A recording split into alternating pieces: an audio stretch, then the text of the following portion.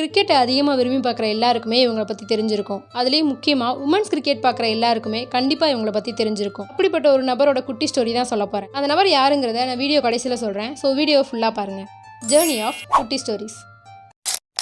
ஒரு பொண்ணுக்கு சின்ன வயசுலேருந்தே கிரிக்கெட் மேலே ஒரு ஆர்வம் வருது. அது ஏன்னு பார்த்தா அவங்க அப்பாவும் அண்ணனும் கிரிக்கெட்டை ரொம்ப விரும்புகிற ஒரு நபர்களாக இருந்தாங்க. அப்படி இருக்கிறப்போ அந்த பொண்ணோட சின்ன வயசில் அவங்க அண்ணா ஒரு கிரிக்கெட் மேட்ச்சுக்கு போய் அதில் ஜெயிக்க முடியாமல் திருப்பி வராங்க. அப்போ ரொம்ப சோகமாக இருக்க அவங்க அண்ணாவை பார்த்துட்டு அந்த பொண்ணு ஒரு நாள் நான் இந்திய அணியில் சேர்ந்து இந்தியாக்காக விளையாடுவேன் அப்படின்னு சொல்கிறாங்க. அதை வெறும் வாய் வார்த்தையை மட்டும் சொல்லாமல் அதுக்கான முயற்சியும் அந்த பொண்ணு தொடர்ந்து எடுத்துக்கிட்டே இருக்காங்க. அப்போ தான் அவங்க ஃபினான்ஷியலாக கொஞ்சம் டவுன் ஆகிறப்போ அந்த பொண்ணோட கனவுக்காக அவங்க அண்ணா அவங்களோட கிரிக்கெட் கனவை விட்டுட்டு ஒரு வேலைக்கு போகிறாங்க. இதெல்லாம் பார்க்குறப்போ அந்த பொண்ணு இன்னுமே அதிகமாக முயற்சி செஞ்சு கிரிக்கெட் அணியில் ஒரு மெம்பராகவும் ஆகுறாங்க. என்னதான் கிரிக்கெட் அணியில் ஒரு மெம்பர் ஆனாலும் அந்த அளவுக்கு அவங்க பேர் வெளியே தெரியாமல் இருந்தப்போ தான் 2016 நடந்த வேர்ல்டு கப் மேட்ச்சில் வெஸ்ட் இண்டியாவுக்கு ஆப்போசிட்டில் 106 ரன்கள் அடித்து அவங்க பேர் என்னங்கிறத இந்த உலகத்துக்கே தெரிய வைக்கிறாங்க.